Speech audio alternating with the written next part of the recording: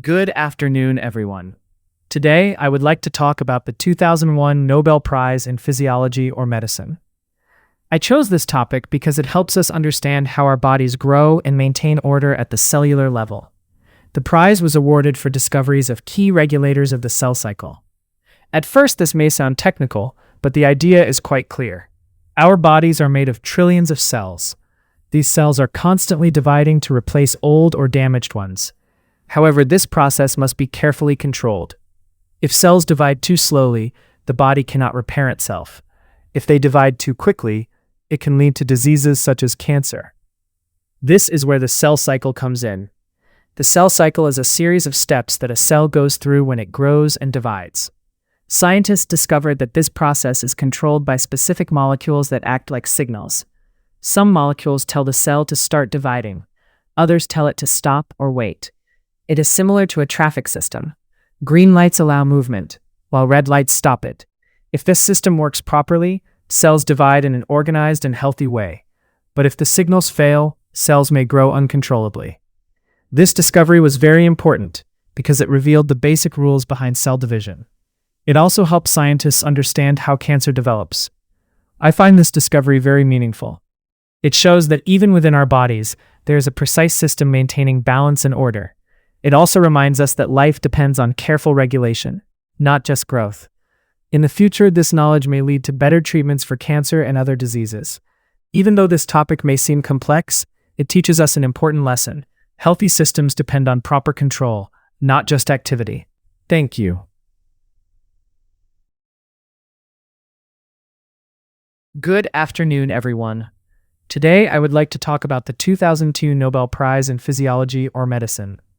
I chose this topic because it shows how our bodies are not formed randomly, but are carefully shaped through precise biological control. The prize was awarded for discoveries concerning genetic regulation of organ development and programmed cell death. At first, this may sound technical, but the basic idea is actually very clear. Our bodies are made of an enormous number of cells. These cells do not simply increase one by one without order. Scientists discovered genes that control how organs develop and how cells are instructed to die at the proper time. In order to create a healthy body, some cells must grow, some must change their roles, and some must disappear at the right time. This process is especially important during development. For example, when a baby grows in the womb, organs such as the heart, brain, and muscles must form in the correct places. At the same time, unnecessary cells must be removed. If all cells remained alive forever, the body could not develop into the right shape. This is where programmed cell death becomes important. Programmed cell death, also called apoptosis, is a process in which cells destroy themselves in a controlled way. It is not an accident. It is a carefully regulated system that helps the body maintain order. A simple example is the formation of fingers. In early development, the hand is shaped more like a paddle. Then, cells between the future fingers are removed through programmed cell death. As a result, separate fingers are formed. This discovery was very important. It showed that normal development depends not only on cell growth, but also on the controlled elimination of cells. It also helps scientists understand what can happen when this regulation fails. Problems in this system may lead to developmental disorders, cancer, or degenerative diseases. I find this discovery very meaningful. It shows that life is built not only by adding, but also by removing. It also teaches us that order in biology depends on timing, balance, and control. In the future, this knowledge may lead to better treatments for cancer and other diseases related to abnormal cell survival or cell loss. Even though this topic may seem complex, it gives us an important message. Healthy life depends not only on growth, but also on knowing when something must end. Thank you. Good afternoon, everyone. Today, I would like to talk about the 2003 Nobel Prize in Physiology or Medicine. I chose this topic because it shows how invisible processes inside the human body can be visualized using science. The prize was awarded for the development of magnetic resonance imaging, or MRI. At first, this may sound technical, but the basic idea is quite fascinating. The human body is made mostly of water. Water contains hydrogen atoms, which respond to magnetic fields. In MRI, a strong magnetic field is applied to the body. This causes the hydrogen atoms to align in a certain way. Then a radio signal is sent into the body, When this signal is turned off, the atoms return to their original state and release energy. This released energy can be detected and converted into detailed images. In this way, MRI allows doctors to see inside the body without surgery. This technology is very important. It helps doctors detect tumors, injuries, and other medical conditions. It also provides detailed images of soft tissues, which are difficult to observe using other methods. As a result, doctors can diagnose many diseases more accurately and safely. I find this discovery very impressive. It shows how physical principles can be applied to solve medical problems. It also teaches us that understanding basic science can lead to life-saving technologies. In the future, MRI technology may become even more precise and faster. It may help doctors diagnose diseases at earlier stages and improve patient care. Even though this topic may seem complex, it gives us an important message. Science can transform invisible information into something we can see and understand. Thank you. Good afternoon, everyone. Today, I would like to talk about the 2004 Nobel Prize in Physiology or Medicine. I chose this topic because it shows how our bodies detect and interpret information from the environment. The prize was awarded for discoveries of odorant receptors and the organization of the olfactory system. At first, this may sound complicated, but the idea is quite intuitive. Every day, we experience many different smells. For example, we can easily distinguish between the smell of food, flowers, or smoke. But how does the body recognize so many different odors? The answer lies in olfactory receptors. These receptors are special proteins located in the nose. Each receptor can detect specific types of odor molecules. When odor molecules enter the nose, they bind to these receptors. This interaction sends signals to the brain. The brain then interprets these signals as specific smells. Interestingly, there are many different types of receptors. Each one responds to different molecules. By combining signals from multiple receptors, the brain can recognize a wide variety of smells. This system works like a code. Different combinations create different sensory experiences. This discovery was very important. It revealed how sensory information is detected and processed in the body. It also helps scientists understand how the brain interprets complex signals. I find this discovery very fascinating. It shows that our perception of the world depends on invisible molecular interactions. It also teaches us that information is not only received, but also interpreted.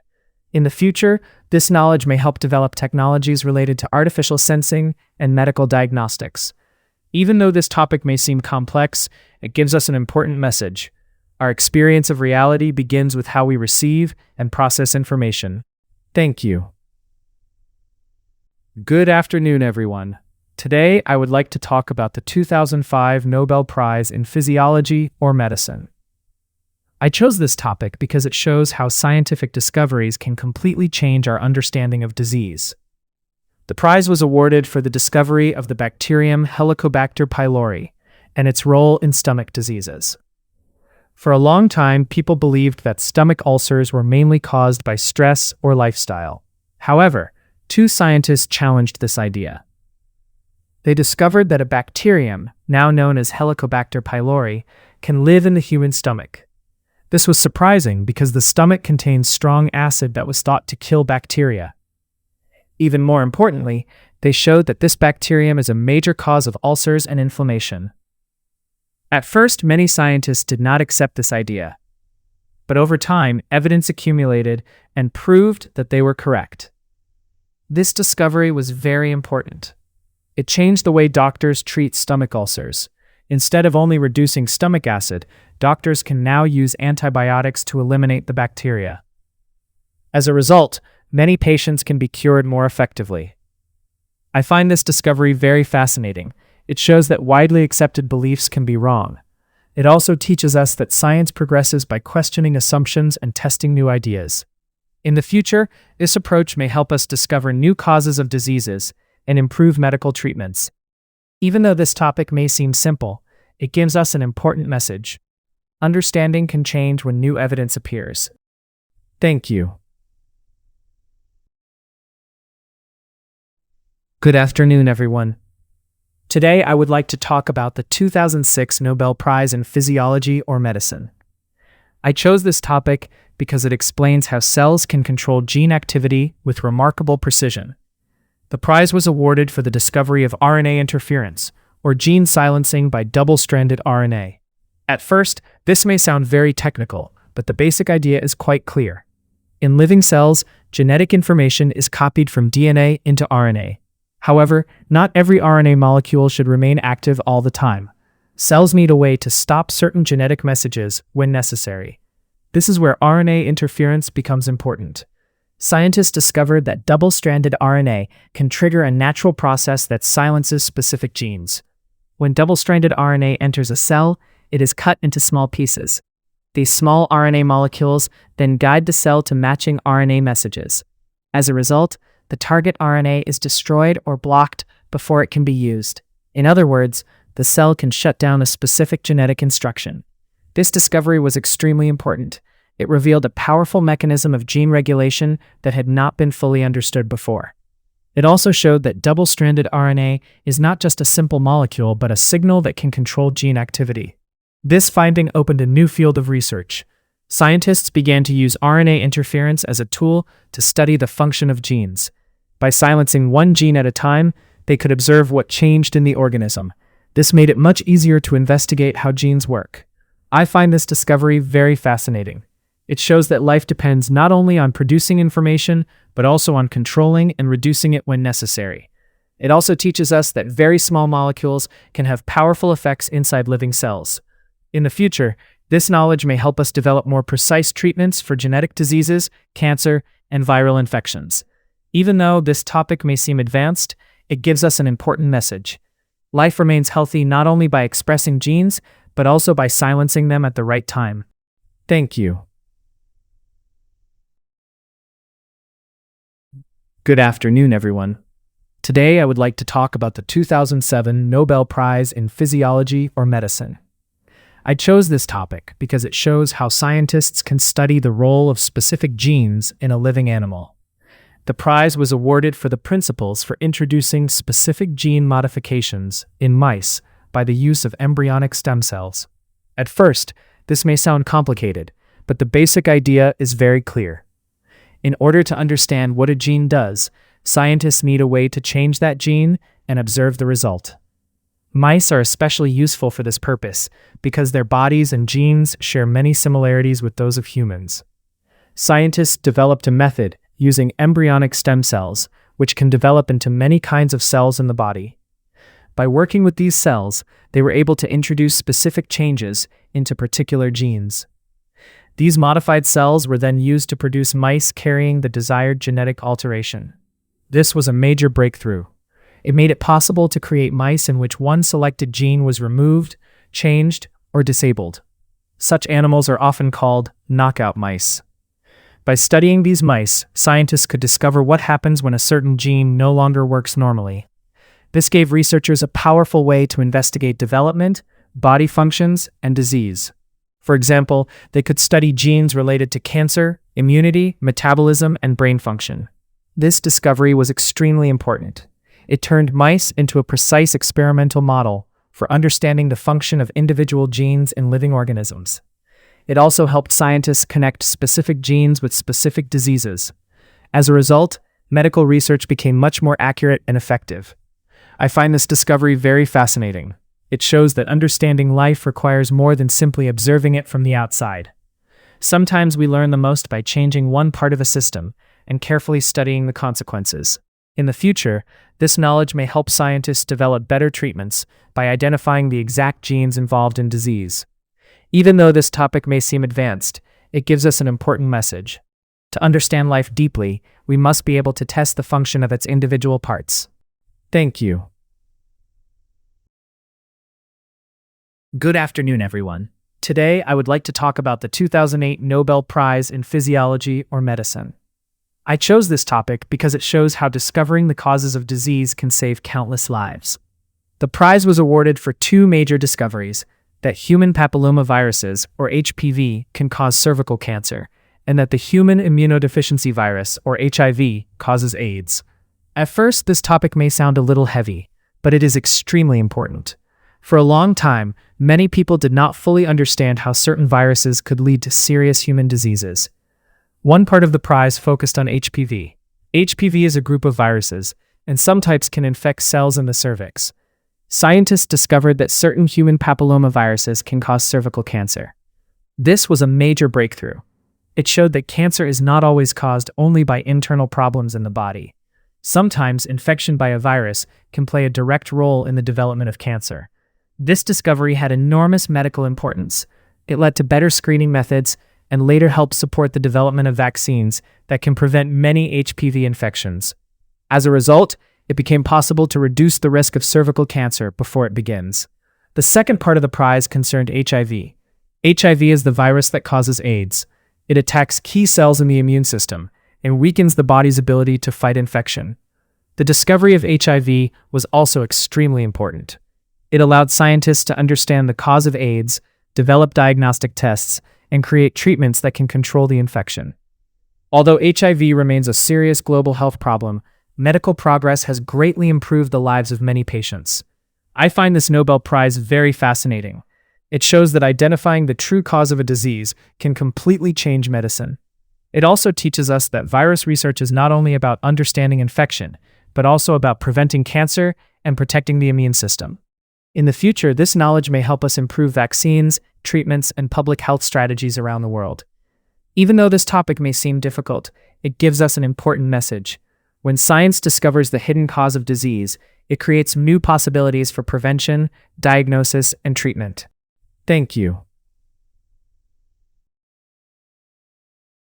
Good afternoon, everyone.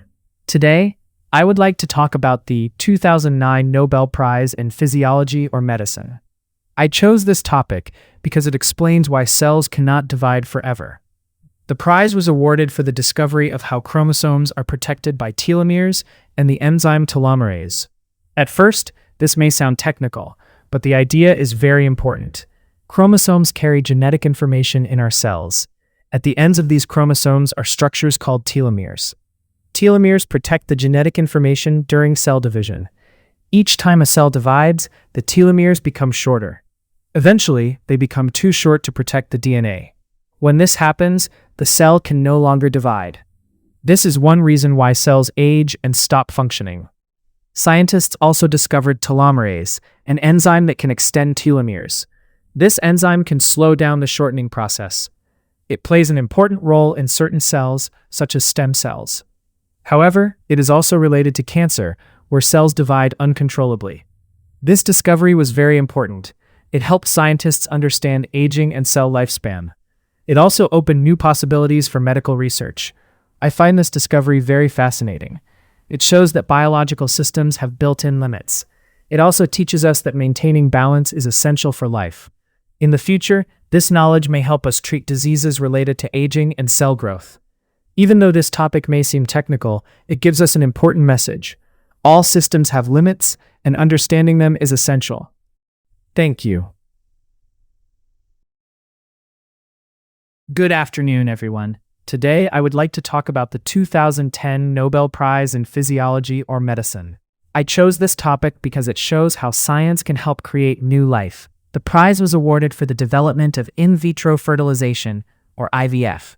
At first, this topic may sound sensitive, but it is very important. IVF is a method in which fertilization happens outside the human body. Normally, fertilization occurs inside the body. However, in IVF, eggs and sperm are combined in a laboratory. After fertilization, the embryo is placed into the uterus. This method has helped many people who could not have children naturally. It has brought hope to families around the world. This discovery was very important. It showed that biological processes can be studied, controlled, and even recreated. It also raised important ethical questions about life and technology. I find this discovery very fascinating. It shows that science can move from understanding life to creating it. It also teaches us that knowledge can be used to solve real human problems. In the future, this technology may become even more advanced. It may help improve fertility treatments and medical science. Even though this topic may seem complex, it gives us an important message. Science can turn understanding into creation. Thank you. Good afternoon, everyone. Today, I would like to talk about the 2011 Nobel Prize in Physiology or Medicine.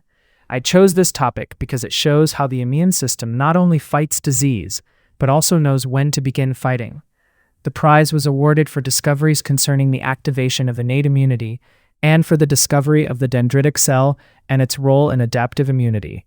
At first, this may sound complicated, but the basic idea is very important. The immune system has two main levels of defense. The first is innate immunity, which provides a rapid and immediate response to danger.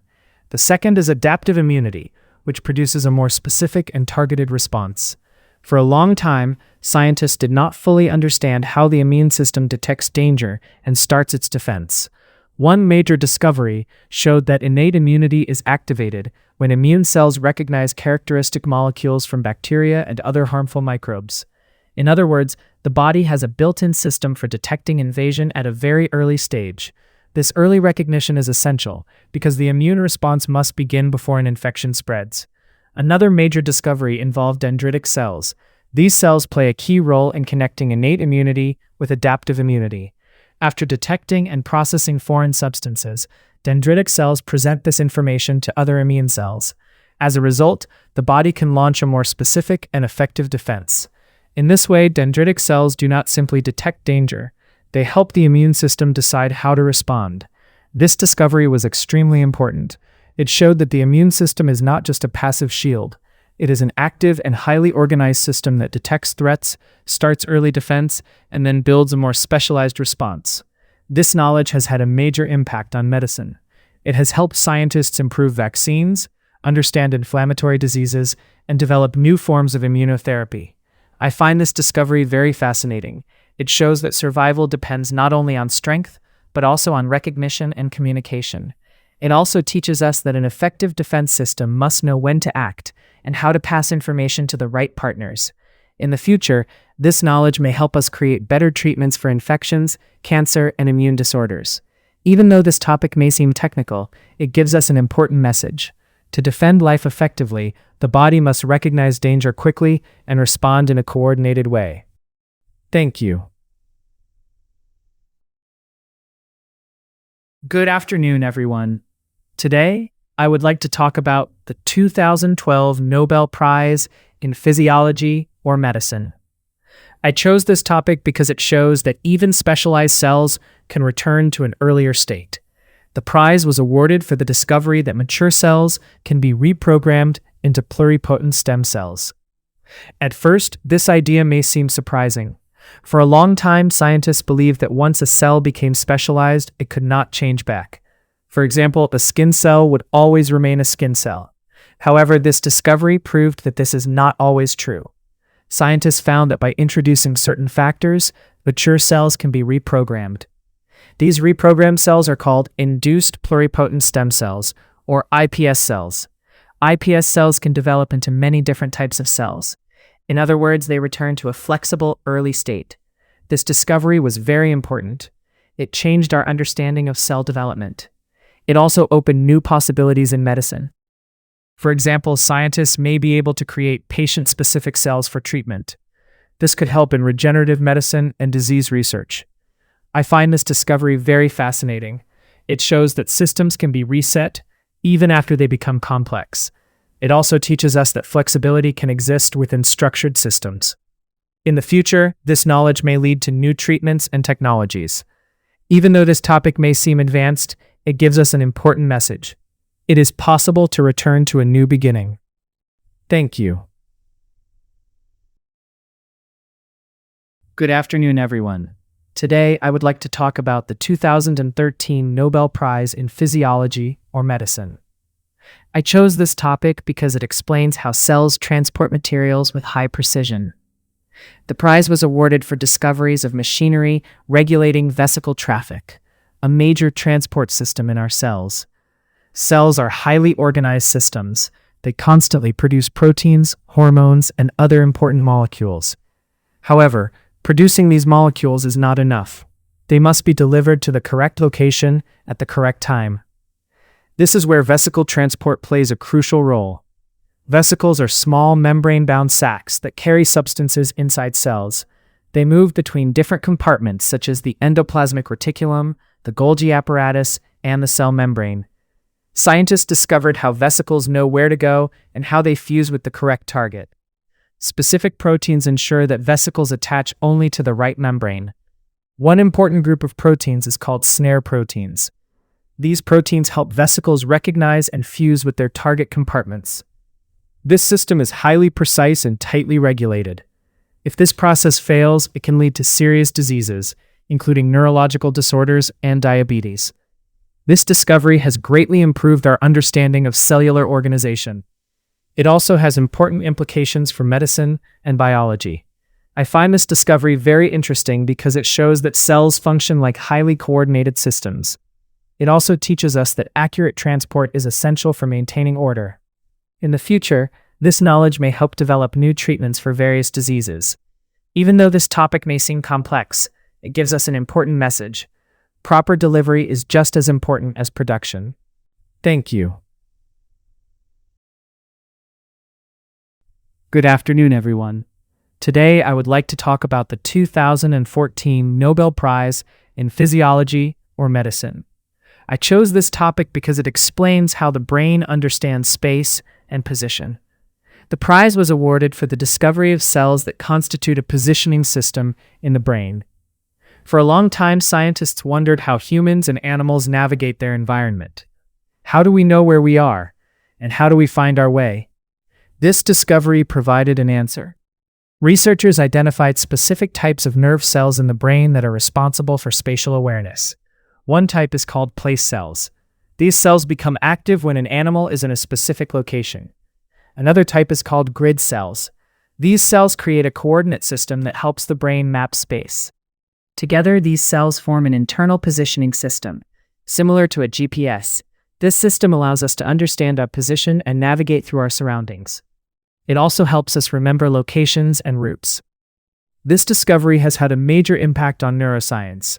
It has improved our understanding of memory and cognition. It is also related to diseases such as Alzheimer's, where spatial memory is affected. I find this discovery very fascinating because it shows that the brain contains an internal map of the world.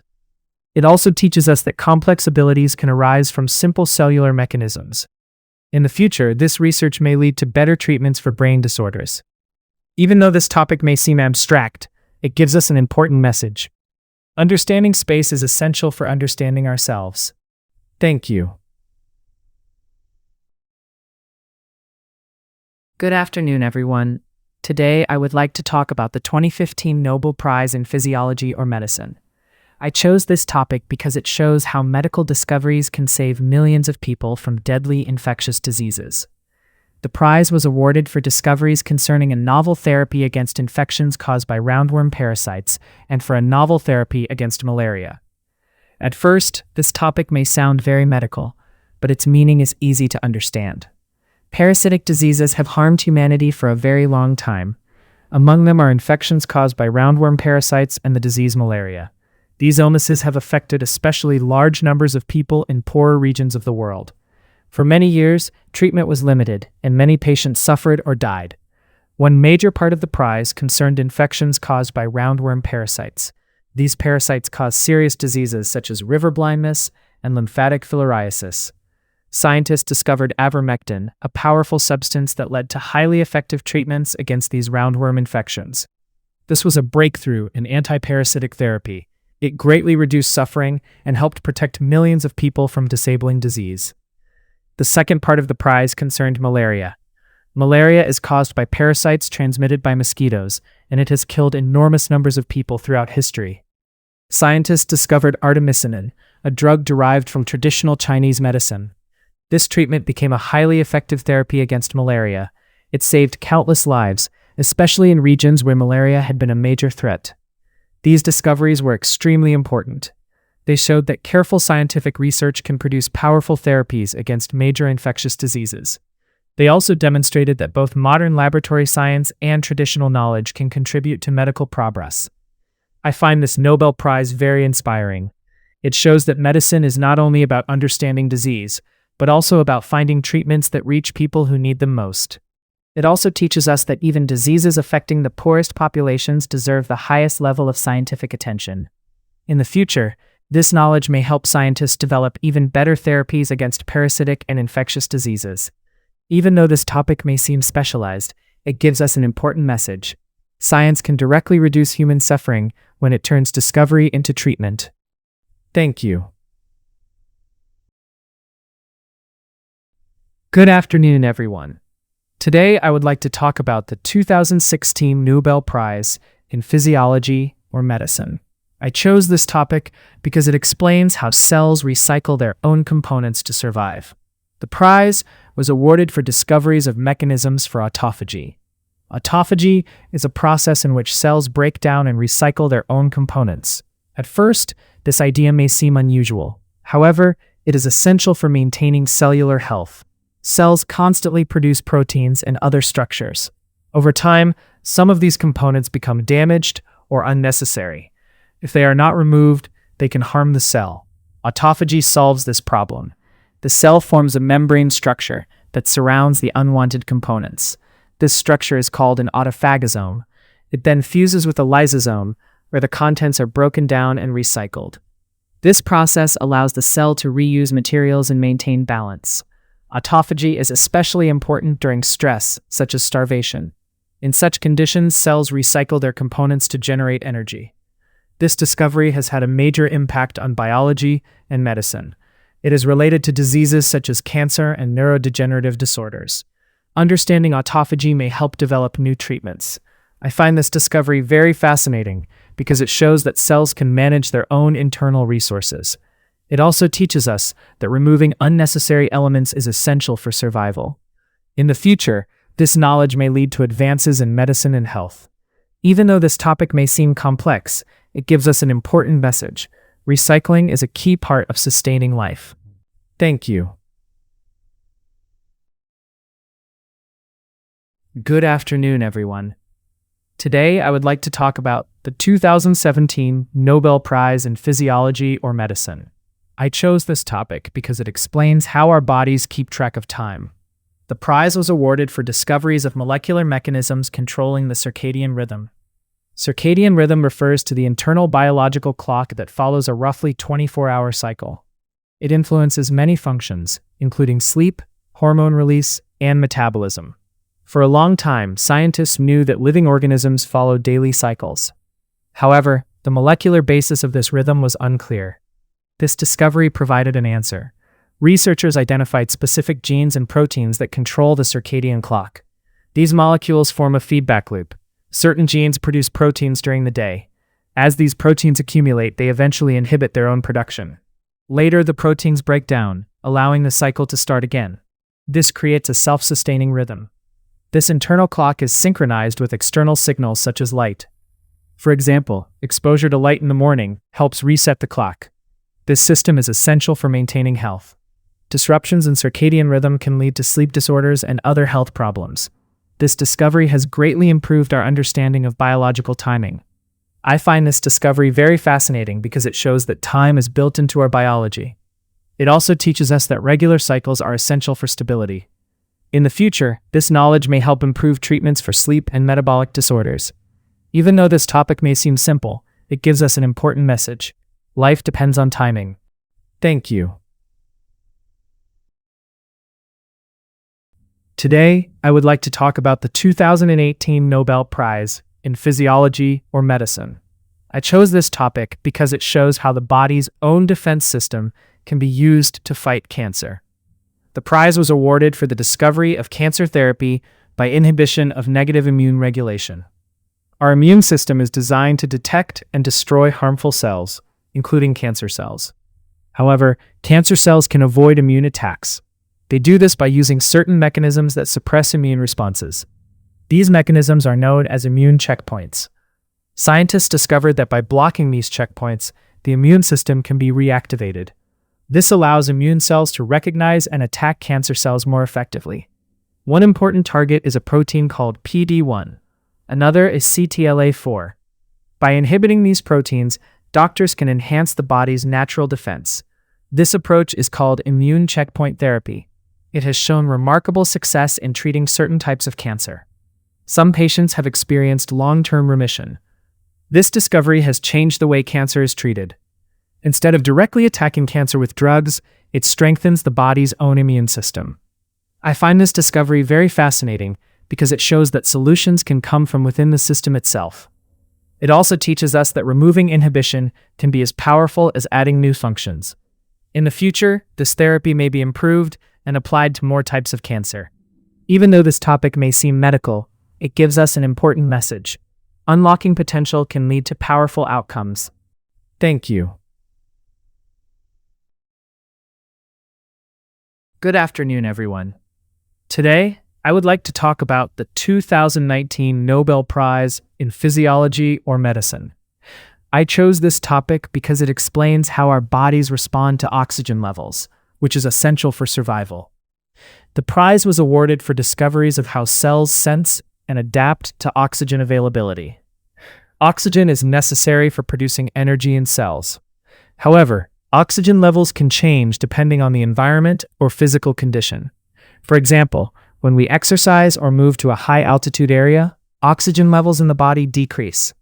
Scientists discovered a system that allows cells to respond to these changes.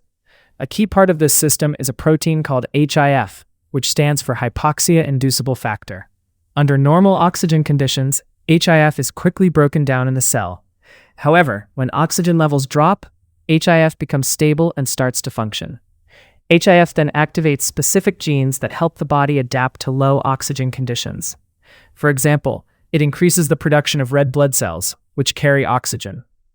It also promotes the formation of new blood vessels to improve oxygen delivery. This system is essential for maintaining balance in the body. The discovery of this mechanism has important medical applications. For example, it helps us understand diseases such as anemia, cancer, and heart conditions. In cancer, some tumors use this system to grow by increasing their blood supply. By studying HIF, scientists can develop new treatments that target these processes. I find this discovery very interesting because it shows how the body can adjust to environmental changes at the cellular level. It also demonstrates the importance of regulation inside the body. In the future, this research may lead to better therapies for many diseases. Even though we do not usually think about oxygen at the cellular level, it plays a critical role in our health. This award reminds us that small molecular mechanisms can have large effects on the whole body. Thank you. Good afternoon, everyone. Today, I would like to talk about the 2020 Nobel Prize in Physiology or Medicine. I chose this topic because it is closely related to infectious diseases that affect millions of people worldwide. The prize was awarded for the discovery of the hepatitis C virus. Hepatitis C is a viral infection that mainly affects the liver. Before this discovery, many cases of hepatitis could not be explained by known viruses such as hepatitis A or B. Scientists suspected that another virus was responsible, but they could not identify it. Through years of research, scientists were finally able to isolate and identify the hepatitis C virus. They used advanced molecular biology techniques to detect the genetic material of the virus. This discovery made it possible to understand how the virus infects the body. It also allowed researchers to develop accurate blood tests to detect the virus. As a result, the risk of infection through blood transfusions has been greatly reduced. In addition, this discovery led to the development of effective antiviral drugs. These treatments can now cure most patients with hepatitis C. This is a major achievement in medical science. The discovery also improved our understanding of how viruses interact with the human body. It showed the importance of identifying unknown pathogens. I find this discovery very important because it has saved many lives. It also demonstrates how scientific research can directly improve public health. In the future, similar approaches may help us discover and treat other unknown viruses. Even though viruses are invisible, their impact on human life is very large. This award reminds us that understanding disease mechanisms is essential for developing effective treatments. Thank you. Good afternoon, everyone. Today, I would like to talk about the 2021 Nobel Prize in Physiology or Medicine. I chose this topic because it explains how our bodies sense temperature and touch, which are essential for interacting with the environment. The prize was awarded for the discovery of receptors for temperature and touch. Our ability to feel heat, cold, and physical pressure is fundamental to survival. However, for a long time, scientists did not understand how these sensations were detected at the molecular level. researchers discovered specific proteins in nerve cells that act as sensors. One important group of these proteins is called TRP channels. These channels respond to temperature changes. For example, one type of TRP channel is activated by heat, while another responds to cold. When activated, these channels allow ions to flow into the cell, generating electrical signals. These signals are then transmitted to the brain, where they are interpreted as temperature sensations. In addition to temperature, scientists also discovered receptors responsible for sensing mechanical pressure. These receptors are known as piezo channels. Piezo channels respond to physical forces such as touch, pressure, and stretching of the skin. When the skin is pressed or stretched, these channels open and create signals that are sent to the brain. This allows us to perceive touch and physical interaction with objects. The discovery of TRP and piezo channels revealed how external stimuli are converted into nerve signals. This process is known as sensory transduction. Understanding these mechanisms has important medical implications. For example, it may help in developing treatments for chronic pain and sensory disorders. It also contributes to our understanding of how the nervous system interacts with the environment. I find this discovery very fascinating because it explains how simple physical stimuli are transformed into complex sensations. It shows how the body connects the external world with internal perception. In the future, further research may lead to new therapies that target these sensory pathways. Even though we experience temperature and touch every day, the underlying mechanisms are highly complex.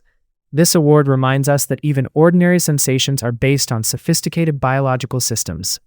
Thank you. Good afternoon, everyone. Today, I would like to talk about the 2022 Nobel Prize in Physiology or Medicine.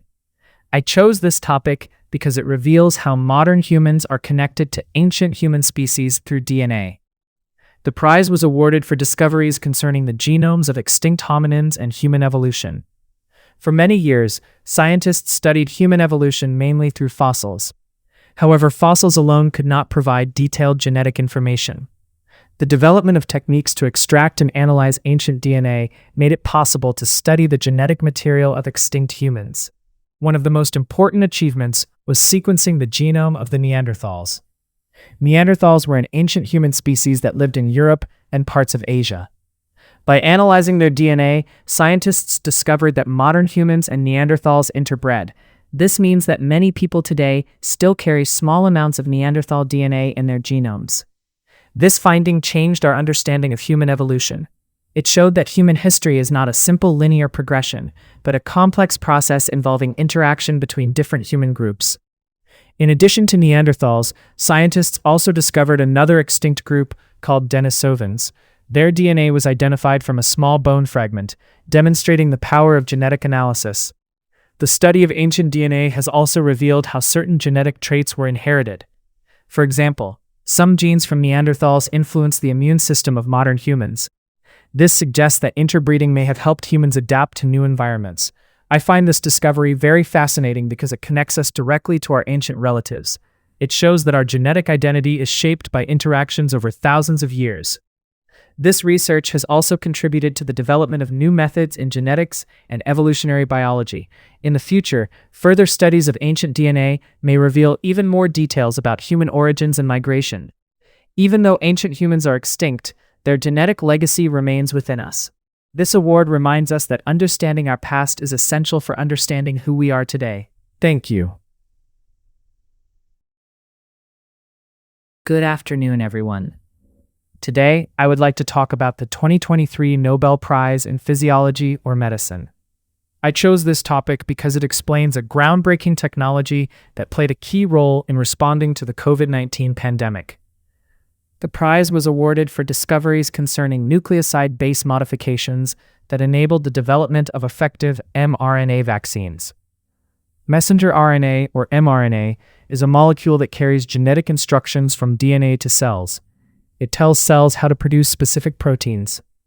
Scientists had long considered using mRNA as a medical tool. However, early attempts faced serious challenges. One major problem was that synthetic mRNA triggered strong immune reactions. The body recognized it as foreign and caused inflammation, making it difficult to use safely. Researchers discovered that modifying certain nucleosides in mRNA could reduce this unwanted immune response. These modifications allowed the mRNA to enter cells more efficiently and produce proteins without causing harmful inflammation. This breakthrough made mRNA technology practical for medical use. Using this approach, scientists developed mRNA vaccines. These vaccines work by delivering mRNA that encodes a viral protein into the body. Cells then produce this protein, which trains the immune system to recognize and respond to the actual virus. This method does not use live viruses, making it safer and faster to develop. During the COVID-19 pandemic, mRNA vaccines were developed in a remarkably short time. They played a crucial role in reducing severe illness and saving lives worldwide. In addition to vaccines, mRNA technology has potential applications in treating other diseases. For example, it may be used in cancer therapy and the treatment of genetic disorders. I find this discovery extremely important because it transformed a long-standing scientific idea into a practical medical solution. It shows how basic research can lead to rapid responses in global health crises. In the future, mRNA technology may open new possibilities in medicine. Even though the concept is simple, its impact is profound. This award reminds us that innovation in molecular biology can directly improve human health. Thank you. Good afternoon, everyone. Today I would like to talk about the 2024 Nobel Prize in Physiology or Medicine. I chose this topic because it reveals a fundamental mechanism that controls how genes function inside our cells. The prize was awarded for the discovery of microRNA and its role in gene regulation. Genes contain the instructions needed to build proteins, which perform most functions in the body. For a long time, scientists believed that gene expression was mainly controlled at the level of DNA transcription. However, the discovery of microRNA showed that regulation also occurs after transcription. MicroRNA is a type of small RNA molecule that does not code for proteins. Instead, it binds to messenger RNA and prevents it from producing proteins. In this way, microRNA acts as a fine-tuning system for gene expression. Even a small change in microRNA activity can significantly affect how much protein is produced. This mechanism is essential for normal development and cell function. For example, microRNA helps control cell growth, differentiation, and programs cell death.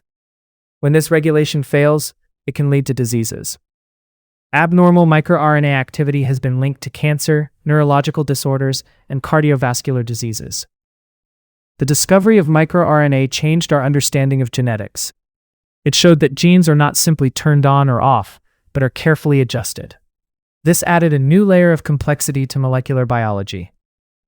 In addition, microRNA has become an important tool in medical research. Scientists are exploring ways to use microRNA in diagnosis and therapy. For example, specific microRNA patterns can be used as biomarkers for diseases. There is also potential to design treatments that target microRNA pathways. I find this discovery fascinating because it reveals how precise and dynamic biological systems are. It shows that even very small molecules can have a huge impact on life. In the future, research on microRNA may lead to new treatments for many diseases. This award reminds us that understanding gene regulation is key to understanding life itself. Thank you. Good afternoon, everyone. Today, I would like to talk about the 2025 Nobel Prize in Physiology or Medicine. I chose this topic because it explains how the immune system protects us without attacking our own body. The prize was awarded for discoveries concerning peripheral immune tolerance.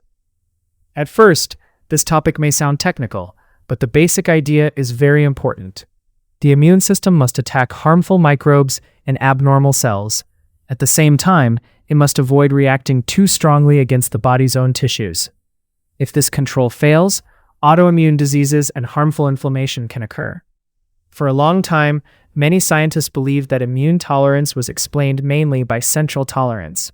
This means that dangerous immune cells were thought to be removed during their development in the thymus. However, later research showed that this was not the whole story. The body also has important mechanisms outside the thymus that keep immune reactions under control. These mechanisms are part of what is called peripheral immune tolerance. One of the most important discoveries in this field was the identification of regulatory T cells. These cells act as guardians that suppress excessive immune responses. and help prevent attacks on the body's own organs. This was a major breakthrough because it showed that immune tolerance is not only based on deleting dangerous cells, it also depends on active control by specialized cells. Another important step was the discovery of the role of the gene FOXP3.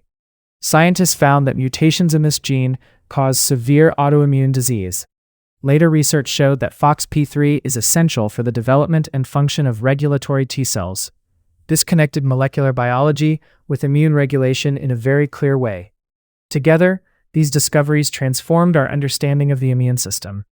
They showed that peripheral immune tolerance is an active and highly organized process that protects the body from self-reactivity. This knowledge has had major medical importance. It has opened new possibilities for treating autoimmune diseases, improving transplantation, and developing cancer immunotherapy. I find this discovery very fascinating. It shows that the immune system must be powerful, but also carefully controlled. It also teaches us that health depends not only on defense, but also on tolerance. In the future, this research may lead to better ways to control immune reactions in many diseases. Even though this topic may seem specialized, it gives us an important message. A healthy system must know not only how to attack, but also how to stop. Thank you.